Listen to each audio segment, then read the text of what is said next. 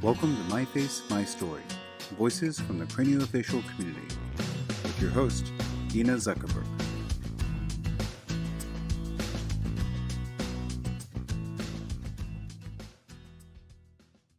Hello, and welcome to My Face, My Story, Voices from the Craniofacial Community.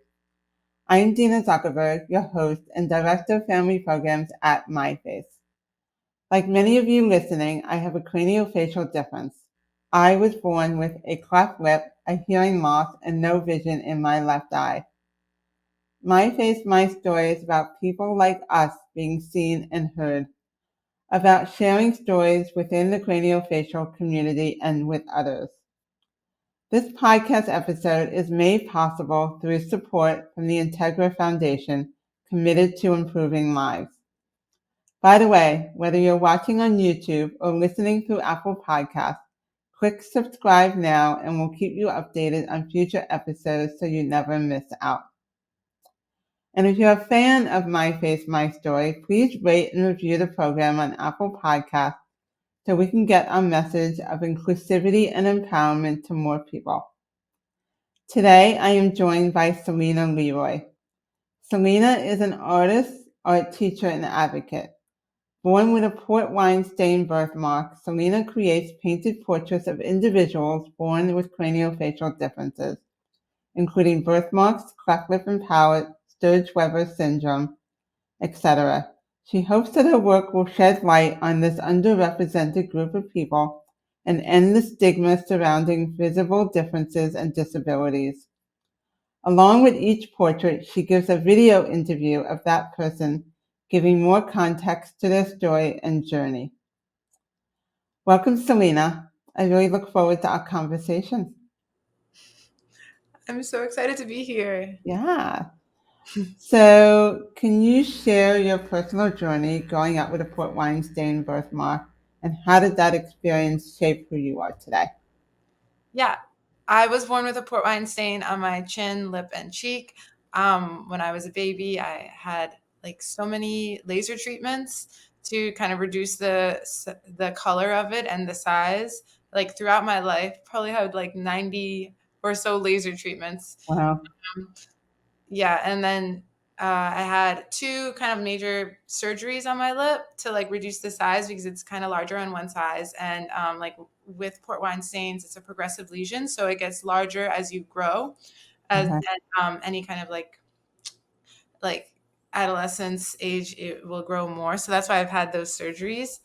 Um, so when I grew up, I always felt like pretty ashamed of my birthmark and really felt like I was different because of that, and it's something that I should hide. So I like immediately like started wearing makeup and just kind of trying to cover it and blend in with other people. And I was always in the back of my mind like afraid that someone would notice, someone would see it and like just think that I was ugly or think that something was wrong with me. And it was like kind of like sad. So I Mm, wanted to. I always loved making art since I was a little kid, and I wanted to create portraits of people with birthmarks. After I started going on Facebook and finding like support groups for people with port wine stains, and I was looking at all these people, and I was like, oh my god, like actually port wine stains are so beautiful. They're like this red color, and they're all different and unique, and they're like maps of color on the face. And I was like, I should make a portrait series about this. And because so many people feel like they deal with the same thing, like feeling mhm. like they're like ugly or something. Um, so I wanted to use art to be like, no, actually, you're beautiful and like you're a masterpiece. Right. So I love that. So I have a good friend who wrote a book about how she hid her difference for over 20 years, and then she came sort of out of hiding, and how freeing that is.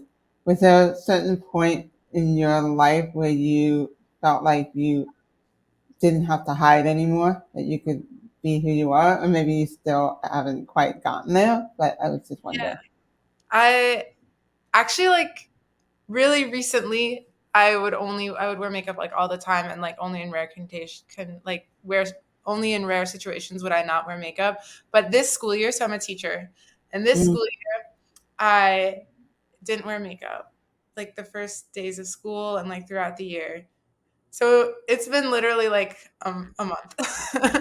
And I was just I like something about like the kids seeing me without makeup, because kids are like can be kind of ruthless, and I like want to Mhm.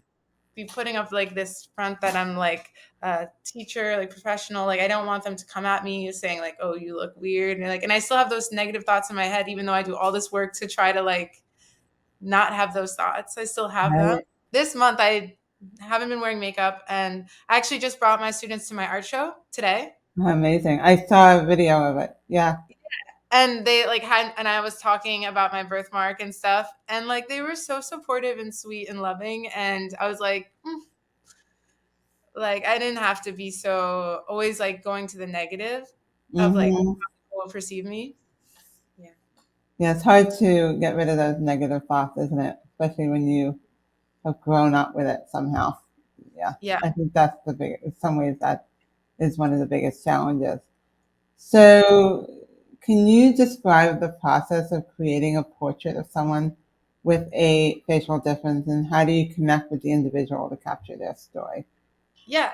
So at first I was just on Instagram, and I was like adding people and finding people, and then people would like request like send me photos of themselves, and then I would paint them and talk to them and like post the process of making the painting, and they'd be so excited, and it was like really great. And then I kind of like wanted to move on to like more serious work. So if the person lived in my area, like in New York, I would meet them and take their photo, and paint from that. And then also doing an interview with the painting. Um, I did so like along with every painting, I put an interview, because I think that it's important not only to see what they look like, but to hear their story and their journey, because we're more than just our physical appearance. We're like a human that goes through so much, and it's Mhm. interesting how like we're also different, but then have this like similarity of like have looking different and like feeling, and like just our journey to like self acceptance.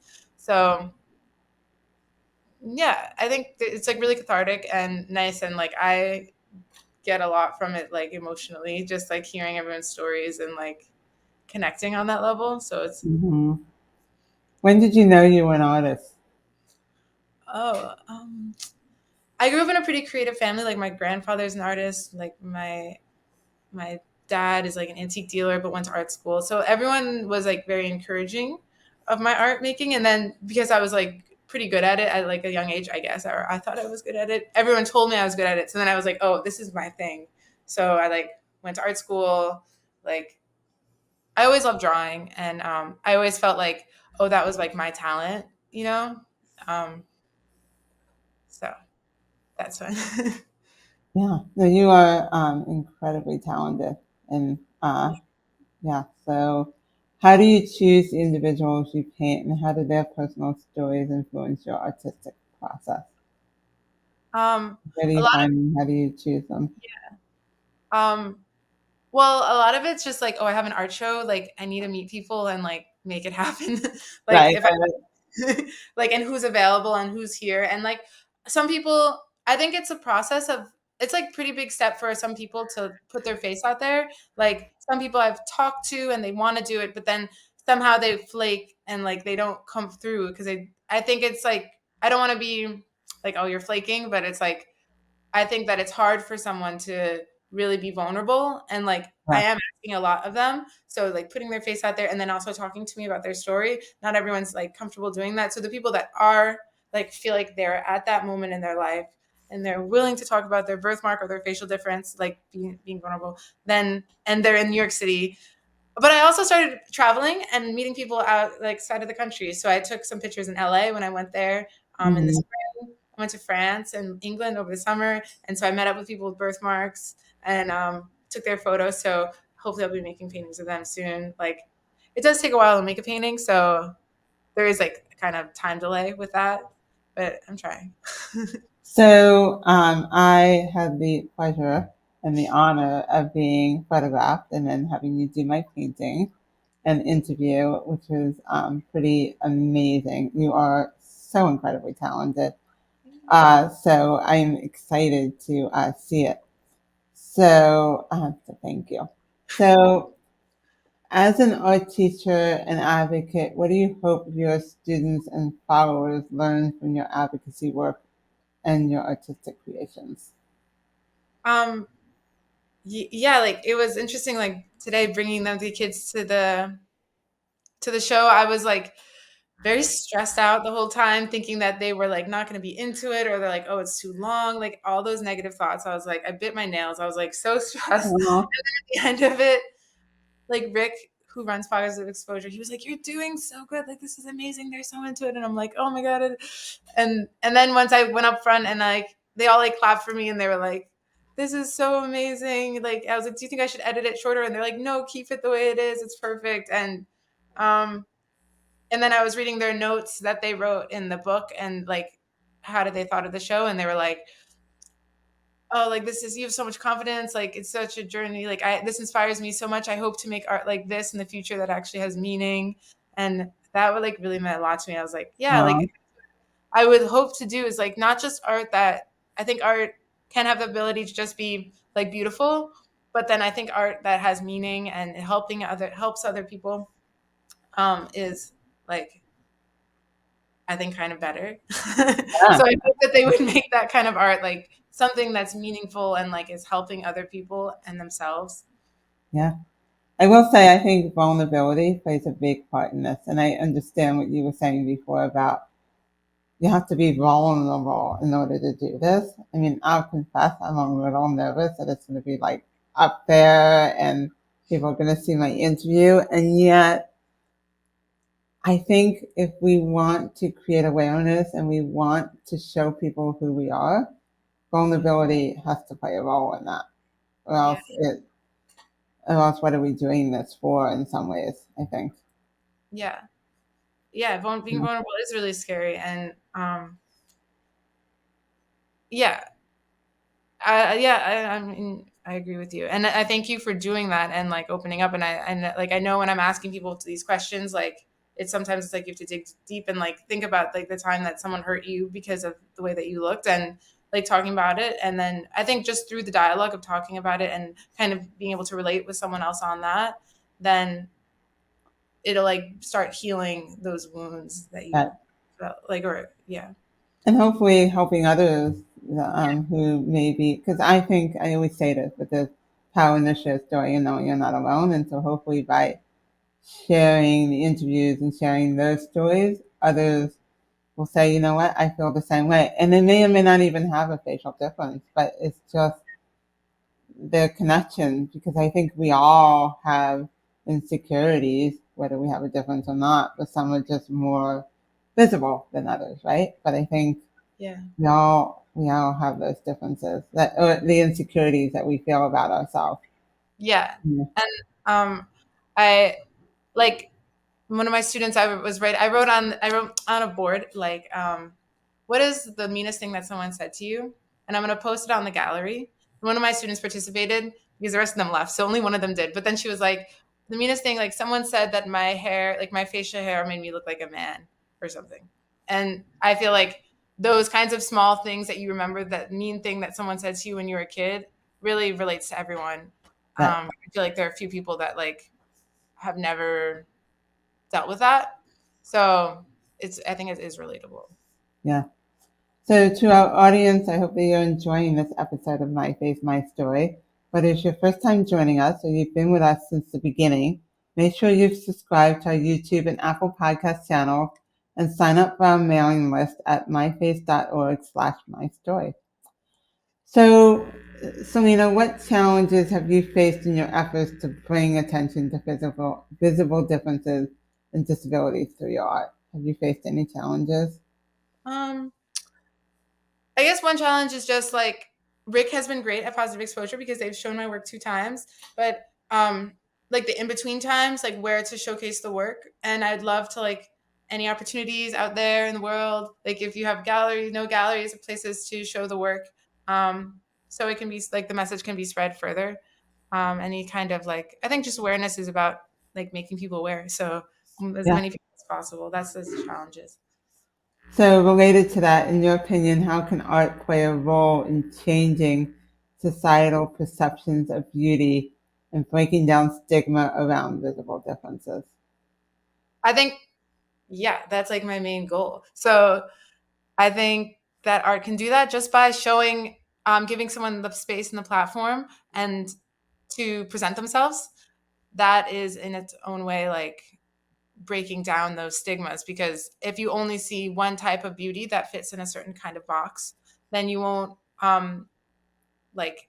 you won't like art has the ability to expand our perceptions of what is beautiful by seeing other things that are beautiful. I mean, like 200 years ago, the like European perception of beauty was like white, then like it changes throughout time, and Right. it's very narrow and won't allow other beauty to come in until we like have diversity and see everyone, and then you're like, wow, everyone's so beautiful. Right. Do you think Like, we're making progress or making headway? I mean, I would say so. Yeah. I think, I mean, there's a lot of like initiatives to show diversity in like in the media. I think like a different man. I think even just like having diverse bodies in like Victoria's Secret, like that Right. is when I was a kid in Victoria's Secret, all the girls were like size 0 and perfect skin, flawless. And now they're making an effort because that's like what the consumer wants to see.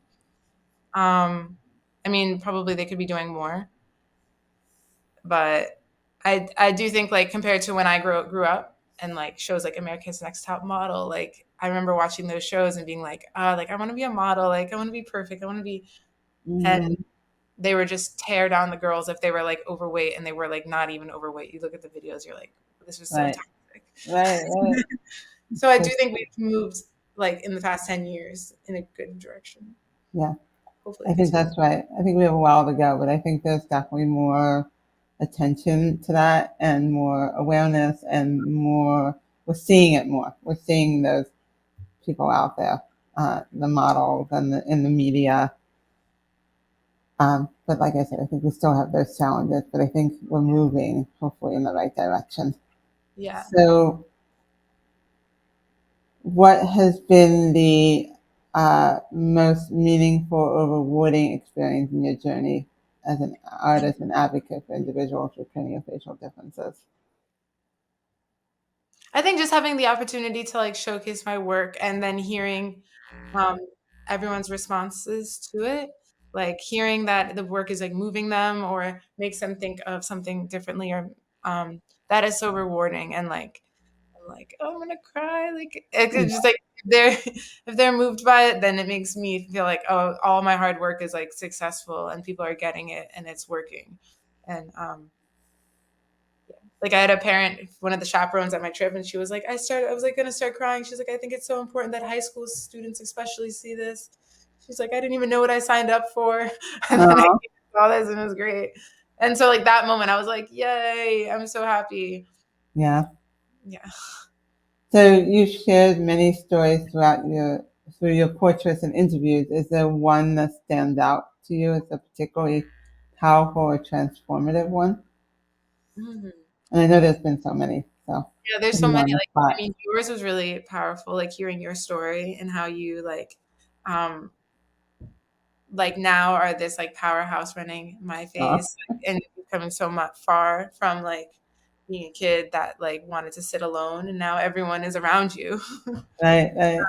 That's pretty powerful. And like I think that those are the choices that you made to like be like, I'm defining my life and I want to go in this direction and I want to change it, and like I want to change the lives of others. And that's so powerful. Like um hearing like Austin, who I painted, just him talking about like disability rights and like how there should be more disabled people at the table and like making choices and Mm-hmm. spreading disability joy. Like I love hearing about that, and how he's like um, like people with disabilities are not here just to make able-bodied people feel good about themselves. Like there's so much. I think it's really powerful. Like there's so much. Like people are not just inspiration; they are like real people doing things, working hard. Like he was saying, like disabled people are like what did he say? Oh, I forgot what he said. But it was like not your inspiration. like to make you feel better. It's like they're Right. inspirational by doing inspirational things, like being vulnerable on the internet. So yeah. Another one. Mm, my friend Ava, she was born with face syndrome, Okay. and she also has like a little bit of a port wine stain. She's like undergone like so many surgeries, and um, she also has like a learning disability, so it's like harder for her in school. But now she's working as like a patient uh, transporter, and like has a full-time job and is spreading awareness about vascular birthmarks. And she's a runner. She like runs miles. She's like running everywhere. She does like um she's doing marathons, and I'm proud of her. Like, Mm, she was like a shy kid, and now she has all these friends, and like that's so good. That's so amazing. Every right. single person is inspirational. I don't know. I can't look at everyone. Ah, you can learn so much. I always say in my job, I feel like as much as I give, I learn so much from everybody else. Like they give me so much more. And I imagine for you, what you're giving everybody, you get so much in return for that. Yeah, And you learn definitely. so much, right? Yeah. Yeah. So, what advice would you give to others with visible differences who are looking to express themselves or share their stories either through art or another medium? Somebody like you who wants to express themselves in some way or do something similar in Yeah, whatever. I think it would be um just starting and like working hard and doing it and being consistent and seeing like what inspires you, and like working on that, and like it'll grow from there. So, and like what kind of art making do you like to do? Are you a singer? Are you a visual artist? Do you like painting? Do you like watercolor? Like finding your mediums that you like and then exploring them and making content, making your products.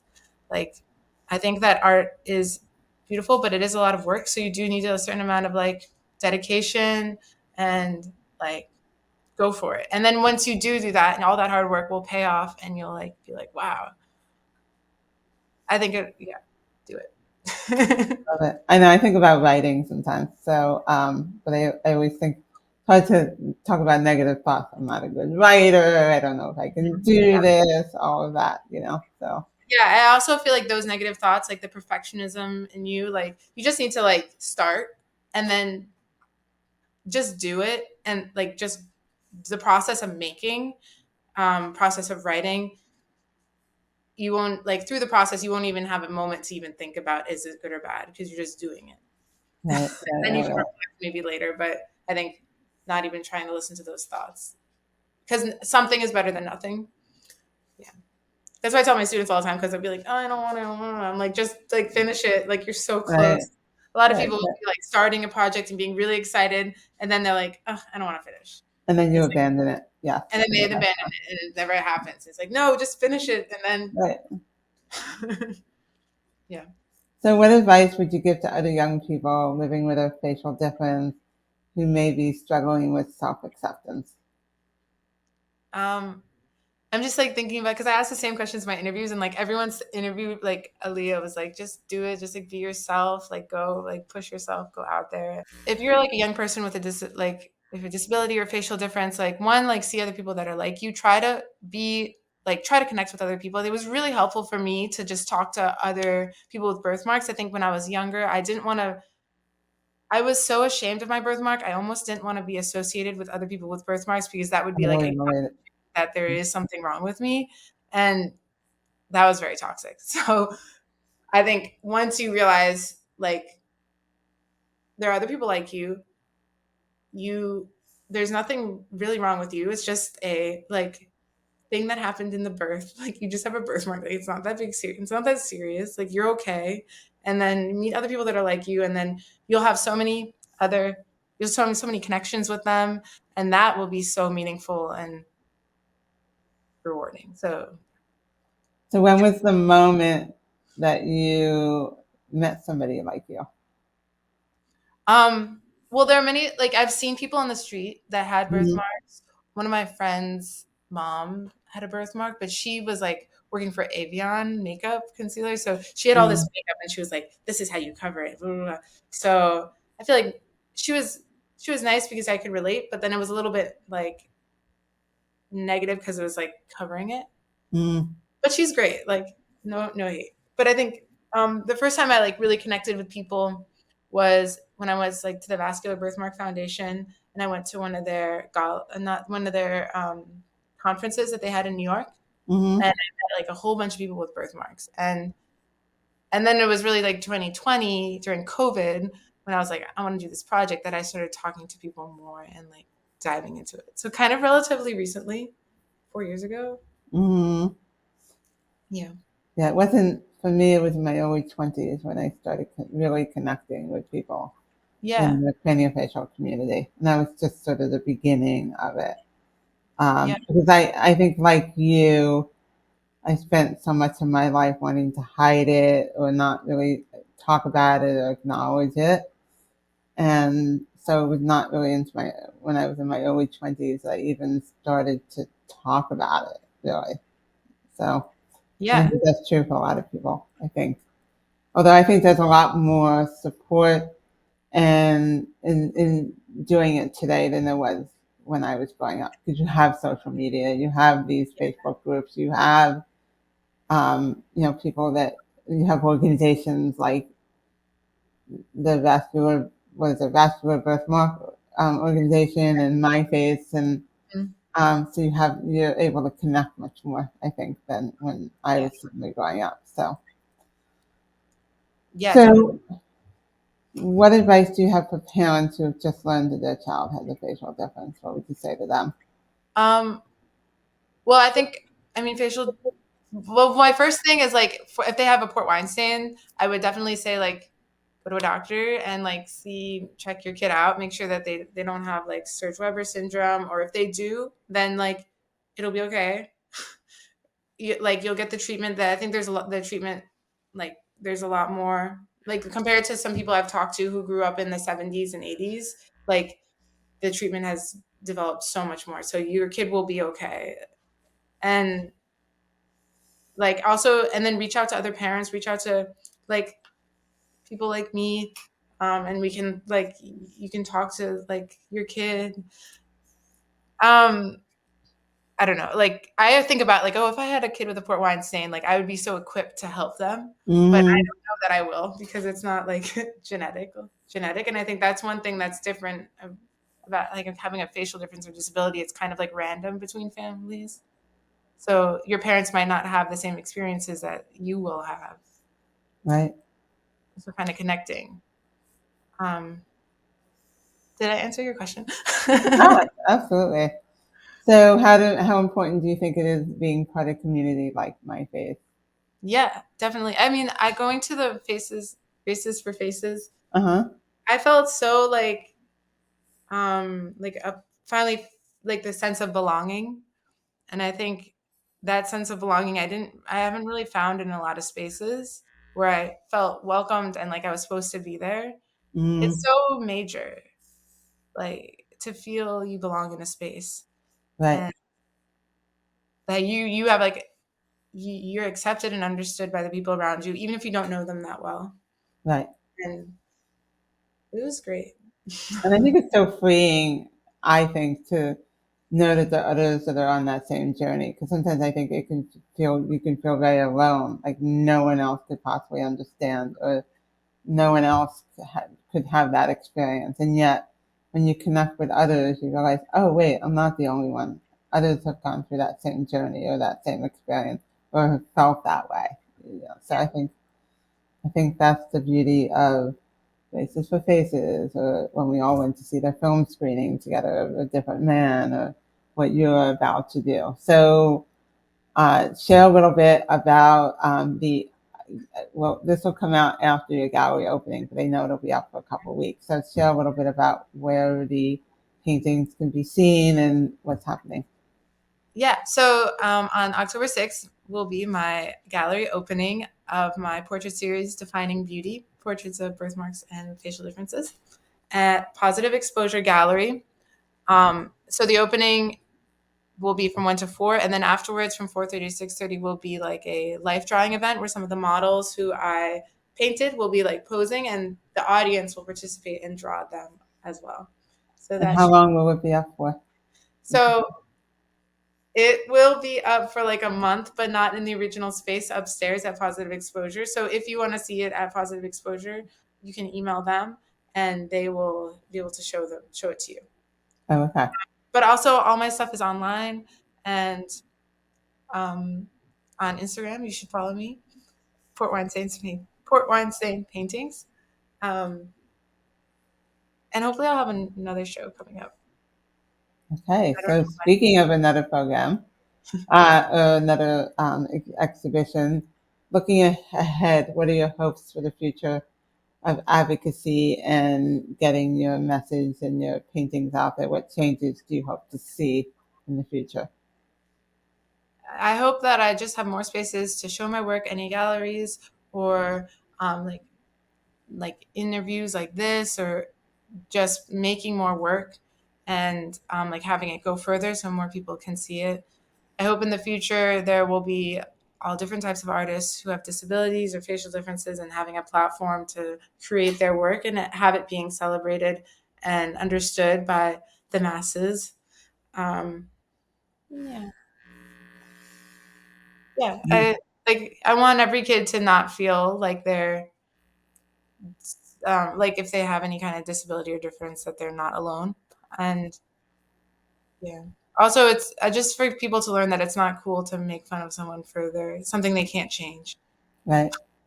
Did you Like, deal with teasing and bullying or anything like that yeah, when you were growing up? like feel like I was very sensitive, so I would kind of like to not allow that to happen. I would kind of like go inward in myself and just try not to Mm, talk to people.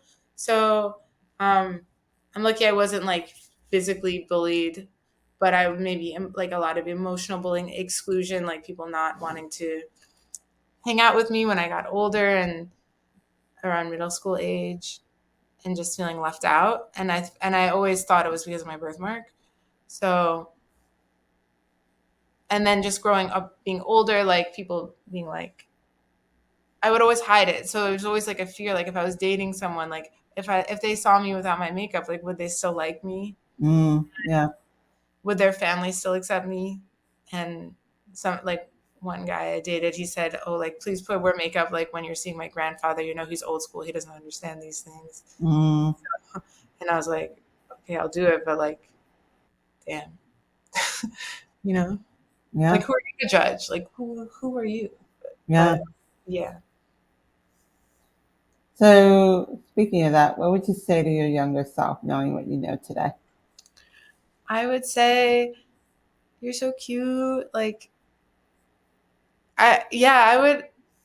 I think I did like so much like self doubt and like um when I was little, and I want like my younger self to feel like loved and have that community. If somehow I could have had the community when I was younger, that would have been really helpful, because I think I just desperately wanted to feel included and part of something, and um not feeling so different. So I would tell my younger self like you will think things will get better. You'll find your community. Um just hold on. You'll be okay. Mm. Yeah. And so, who do you see when you look in the mirror today? It's an amazing person. I'm proud of myself for being like so vulnerable and like letting myself out there. Like it's like kind of hard, but like I'm proud of myself for doing it, and helping other people connect with each other too. I was like I'm very proud of myself. So Well, you do have a lot to be proud of. And yeah. Selena, thank you so much for sharing your journey, your advocacy through your incredible artwork. And I can't wait to see my painting on the wall and everybody else's paintings and to see what you have accomplished. It's just amazing and so special. So thank you. Thank you, Dina. Thank you so much for everything Yeah. you do in this. That's great. Thank you. Thank you. I feel like it went so fast, the interview. So, yeah, conversation. So, thank you. I could just talk all the time with you. Yes, exactly. Thank you. Thank Uh, you. So Selena is an inspiration to me and everyone she meets. Everyone has a story, and I'm hopeful that by sharing stories like these, we can create a kinder world. For more than 70 years, MyFace has been dedicated to changing the faces and transforming the lives of children and adults with facial differences by providing access to holistic comprehensive care, education, resources, and support that pave the way for better outcomes. To learn more, please visit myface.org. If you would like to learn more about the MyFace support groups so that you can connect with others in the craniofacial community, please visit myface.org/online-groups. Be sure to subscribe to MyFace My Story on your favorite podcast app and on YouTube to get notified of our next episode. If you'd like to receive email reminders of new episodes, sign up at myface.org/mystory. That's myface.org/mystory. Thank you for joining us for this episode of MyFace My Story. Remember, it takes courage to share your story, so be brave and speak out.